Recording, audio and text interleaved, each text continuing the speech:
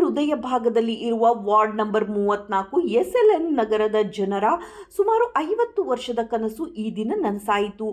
SLN ನಗರದ ಗುಂಡ್ಲಮ್ಮ ದೇವರನ್ನ ಸುಮಾರು 50 ವರ್ಷಗಳಿಂದಲೂ ಪರಿಶಿಷ್ಟ ಕೇರಿಗೆ ಬಂದಿರಲಿಲ್ಲ. ಆದಿಶಕ್ತಿ ಮಾರಮ್ಮನ ಸೇವಾ ಟ್ರಸ್ಟ್ನ ಸಹಯೋಗದಿಂದ ಮತ್ತು ಕಾನೂನಿನ ಚೌಕಟ್ಟಿನಲ್ಲಿ ಗುಂಡ್ಲಮ್ಮ ದೇವರನ್ನ ದಲಿತ ಕಾಲೋನಿಗೆ ಬರುವ ದಿನದಂದೇ ಜಲದಗಿರಿಯಮ್ಮ, ಆದಿಶಕ್ತಿ ಮಾರಮ್ಮ, ಚೌಡೇಶ್ವರಿ, ಮುಟ್ಲಕಟ್ಟಮ್ಮ, ಪೂಜಮ್ಮ, ಕೆಂಪಮ್ಮ, ಇಂದ್ರಾನಗರದ ಸಂದರ್ಶನ ಕೆಂಪಮ್ಮ, ಬಸವಣ್ಣ 9 ದೇವರುಗಳನ್ನು ಕರೆಸಿ ಧಾರ್ಮಿಕ ವಿಧಿವಿಧಾನಗಳಿಂದ ಪೂಜಾ ಕೈಂಕರ್ಯಗಳನ್ನು ನೆರವೇರಿಸಿದ್ದರು. ಈ ಸಂದರ್ಭದಲ್ಲಿ ಆದಿಶಕ್ತಿ ಮಾರಮ್ಮನ ಸೇವಾ ಟ್ರಸ್ಟ್ನ ಅಧ್ಯಕ್ಷರಾದ ಜಯರಾಮು, ಉಪಾಧ್ಯಕ್ಷರಾದ ಕೆ ನರಸಿಂಹಯ್ಯ, ಕಾರ್ಯದರ್ಶಿ ಖಜಾಂಚಿ, ಕಾನೂನು ಸಲಹೆಗಾರರಾದ ವಕೀಲರು, ಪದಾಧಿಕಾರಿಗಳು ಹಾಜರಿದ್ದರು.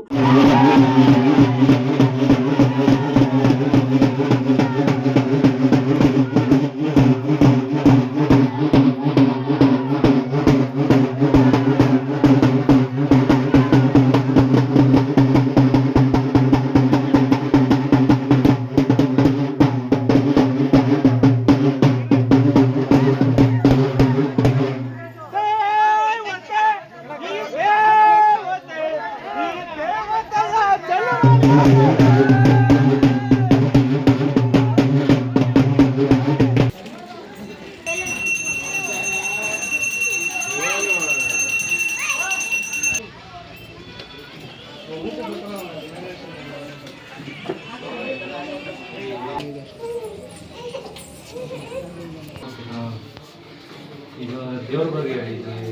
ಯಾವ ಊರು ಇದು? ನಿಮ್ಮ ಹೆಸರು ಹೇಳಿ. ನನ್ನ ಹೆಸರು ಕಾರ್ತಿಕ್ ಅಂದ್ಬಿಟ್ಟು. ಇದು ತುಮಕೂರು ಡಿಸ್ಟಿಕ್ಕು ಕ್ಯಾಸಂಡಾಗಮ್ಮ. ದೇವರ ಹೆಸರು ಬಂದ್ಬಿಟ್ಟು ಶ್ರೀ ಆದಿಶಕ್ತಿ ಮಾರಮ್ಮ, ಕತ್ತಿ ಮಾರಮ್ಮ ಅಂದ್ಬಿಟ್ಟು. ಇದು ಇತಿಹಾಸಕ್ಕೆ ಹೋದರೆ ದೇವಸ್ಥಾನ ಇದು ದೇವಸ್ಥಾನನೇ ಇರಲಿಲ್ಲ. ಒಂದು ಉದ್ಭವ ಮೂರ್ತಿ ಇತ್ತು. ಅದು ಊರಲ್ಲಿ ಬಿಸಿಲಲ್ಲಿ ಒಣಗೋದು ಮತ್ತು ಮಳೆ ನೆನೆಯೋದು, ಆ ಥರ ದೇವರು. ಅವಾಗ ದೇವಸ್ಥಾನನೂ ಇರಲಿಲ್ಲ, ಏನೂ ಇರಲಿಲ್ಲ. ಆಮೇಲೆ ಕಾಲಕ್ಕೆ ಎಲ್ಲ ದೊಡ್ಡವರು ಅವರು ಇವರು ಎಲ್ಲ ಸೇರಿಕೊಂಡು ಗ್ರಾಮಸ್ಥರೆಲ್ಲ ಸೇರಿ ಒಂದು ದೇವಸ್ಥಾನ ಅಂತ ಮಾಡಿಕೊಂಡ್ರು. ಅದಾದಮೇಲೆ ತಾಯಿ ಸತ್ಯತೆಗಳನ್ನೆಲ್ಲ ನೋಡಿ ಚೆನ್ನಾಗಿ ಜಾತ್ರೆ ಎಲ್ಲ ನಡೆದು ಮುಂಬರೋ ಟೈಮಲ್ಲಿ ಇನ್ನೂ ಫ್ಯೂಚರಿಗೆ ಆಗೋ ಅಷ್ಟು ಎಲ್ಲ ಈಗಾಗಲೇ ಇಂಪ್ರೂವ್ ಮಾಡ್ಕೊಂಬಿಟ್ರು ನಾವು ದೇವಸ್ಥಾನನ.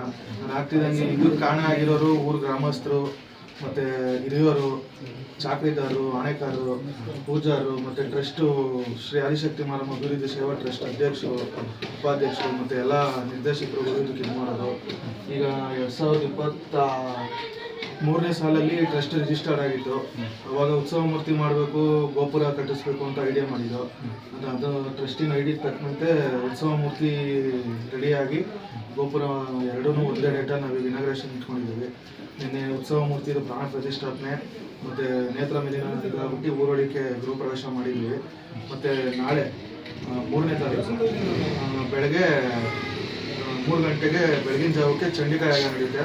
ಅದಾದಮೇಲೆ ಗೋಪುರದ್ದು ಕಳಸ ಪ್ರತಿಷ್ಠಾಪನೆ ಮತ್ತು ಪ್ರಾಣ ಪ್ರತಿಷ್ಠಾಪನೆ, ಗೋಪುರ ವಿಗ್ರಹಗಳು ನಡೆಯುತ್ತೆ. ಅದಾದಮೇಲೆ ದೇವರಿನ ಮಡ್ಲಕ್ಕಿ ಕಾರ್ಯಕ್ರಮ ಎಲ್ಲ ಎಷ್ಟು ವರ್ಷ ಇತಿಹಾಸ ಬಂದ್ಬಿಟ್ಟು ನಮ್ಮ ಮುತ್ತಾತನ ಕಾಲದಿಂದನೂ ಇದೆ. ನೀವು ಎಷ್ಟು ವರ್ಷದಿಂದ ಪೂಜೆ ಮಾಡ್ತಿದ್ದೀರಾ? ನಾನು ಒಂದು 14 ವರ್ಷದಿಂದ ಪೂಜೆ ಮಾಡ್ತಾ ಇದ್ದೀನಿ. ಫ್ಯಾಮಿಲಿನೂ ಅಷ್ಟೇ.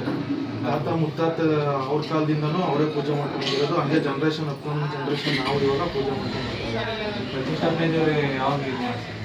ಪ್ರತಿಷ್ಠಾಪನೆ ದೇವರು ಇದು ಹೊಸ ದೇವರು ನಿನ್ನೆ ತಂದಿತ್ತು, ಮೆರವಣಿಗೆ ಉತ್ಸವ ಮೂರ್ತಿ. ಅದು ನೆಲೆ ದೇವರು ಮಾಡಿಸಿತ್ತು 2018ನೇ ಸಾಲಲ್ಲಿ.